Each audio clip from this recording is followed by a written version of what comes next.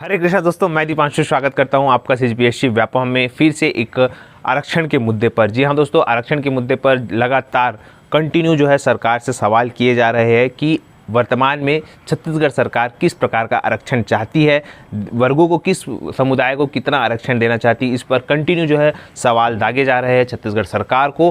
कारण है बहुत सारे, क्योंकि वर्तमान में आज आप लोगों ने देखा होगा कि छत्तीसगढ़ सरकार के जो निर्णय हैं वो उनका इंतजार किया जा रहा है सभी विभागों को, और साथ में आज विपक्ष के द्वारा भी छत्तीसगढ़ में जो है चक्का जाम किया गया था आदिवासी के हितों के संरक्षण के लिए, उनको 32% आरक्षण देने के संबंध में।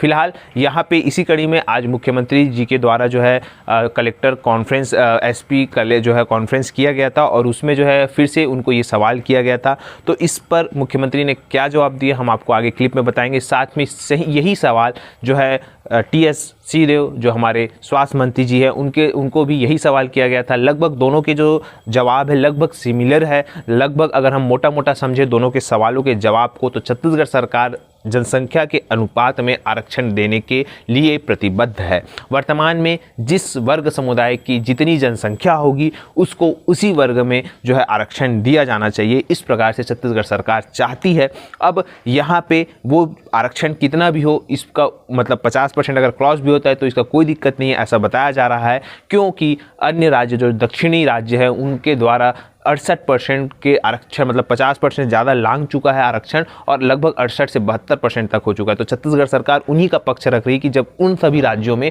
ये सारी चीज़ें हैं, तो हमारे यहाँ छत्तीसगढ़ में भी जिस प्रकार से 2011 की जनगणना के अनुसार एसटी, एससी और ओबीसी के जो जनसंख्या है उनको उसी वर्ग के अनुपात में जो है आरक्षण मिलना चाहिए। साथ में इससे जो वर्तमान में हाईकोर्ट का निर्णय है उससे स्वास्थ्य मंत्री सहमत नहीं है। उनका यही कहना है कि जो एसटी समुदाय है उनके साथ बहुत बड़ा जो है अन्याय हुआ है, जो कि उनकी जनसंख्या के अनुपात में उनको आरक्षण मिलना चाहिए, इस प्रकार से हमारे जो स्वास्थ्य मंत्री उनका कहना है। फिलहाल दोनों का क्लिप आपको मैं दिखाता हूं और आप लोग अपने विचार प्रकट करिएगा कि छत्तीसगढ़ सरकार के द्वारा क्या 72% आरक्षण देना सही है कि नहीं। फिलहाल एक छोटा, सबसे पहले आपको स्वास्थ्य मंत्री जी का आपको एक क्लिप दिखाता हूं, उसके बाद आप अपने विचार प्रकट करिएगा, और उसके बाद फिर मुख्यमंत्री जी का क्लिप मैं आपको दिखाता हूँ।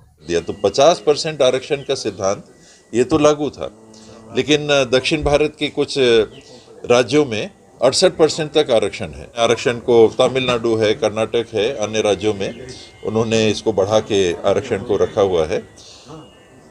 छत्तीसगढ़ में हाईकोर्ट ने जो फैसला दिया है वो मध्य प्रदेश की आबादी के अनुसार दे दिया।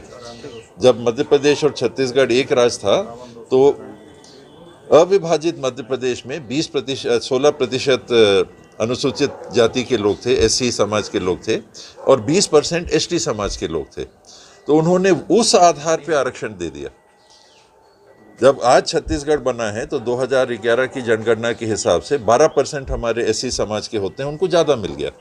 अब 13% हैं, उनको 16% मिल गया। ये भी संविधान के विपरीत है। और ट्राइबल समाज जो हमारे यहाँ 32% है, उनका 20% हो गया। तो ये एकदम ही गलत हो गया। तो मैं हाईकोर्ट के इस निर्णय से एकदम सहमत नहीं हूँ। तो इसके बाद हम बात करते हैं मुख्यमंत्री जी के क्लिप की, आप उसको देखिएगा। भारतीय जनता पार्टी अपना स्टैंड पहले क्लियर करे।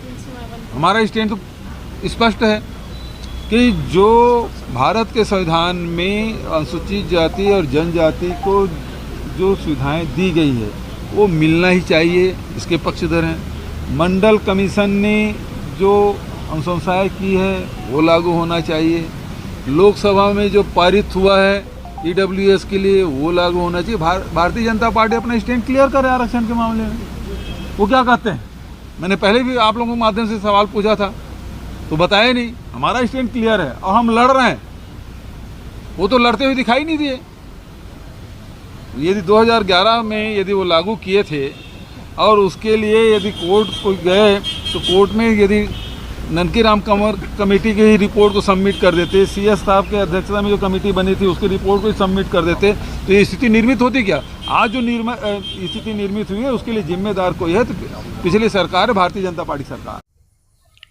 अब दोनों क्लिप को आप देख के समझ ही गए होंगे कि लगभग सरकार यही चाहती है कि जनसंख्या के अनुपात में आरक्षण मिलना चाहिए। फिलहाल सरकार को यही कहूँगा कि जाहिर सी बात है, वर्तमान में बेरोजगारों के हितों को संरक्षण करने के लिए आप लोग ये सोचिए कि अभी वर्तमान में कोई भी भर्ती रुके ना, आप लोग जो सरकार में बैठे वरिष्ठ अधिकारी कर्मचारी है, उनसे यही अनुरोध है कि बेरोजगारों के हितों का संरक्षण ध्यान में रखते हुए, चाहे वो सीजीपीएससी हो, व्यापम हो, विभागीय भर्तियां हो, चाहे वो बिजली विभाग के हो या पुलिस भर्तियां हो, कहीं ना कहीं इस पर इफेक्ट ना पड़े और सरकार अपना पक्ष मजबूती से रखते हुए जल्द से जल्द कोई निर्णय ले, ताकि आने वाली भर्तियां जल्दी आए। क्योंकि सरकार के पास भी लगभग आचार संहिता लगने से पहले ही समय है, उसके बाद उनके पास समय नहीं है। तो आचार संहिता लगने से पहले जो है वैकेंसियां ला के पूरा कंप्लीट करना है। ये सरकार के लिए भी अच्छी चुनौती होगी, जिसमें कि सरकार को कंटिन्यू एक आरक्षण के मुद्दे पर क्लैरिफिकेशन देना चाहिए विभाग को कि फिलहाल जो भी निर्णय आता हो, जो भी निर्णय आए, चाहे वो हाई कोर्ट से आए, सुप्रीम कोर्ट से आए,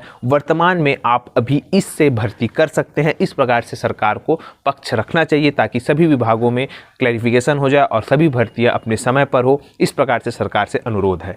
तो फिलहाल आप क्या सोचते हैं, नीचे कमेंट करके बताइए। आशा करता हूँ वीडियो अच्छा लगा होगा। अगर वीडियो अच्छा लगा तो इसे ज़्यादा से ज़्यादा लोगों तक शेयर करें, लाइक करें, सब्सक्राइब जरूर करें। वीडियो देखने के लिए आप सभी का बहुत बहुत धन्यवाद। आप सभी स्वस्थ रहें, मस्त रहें और पॉजिटिव।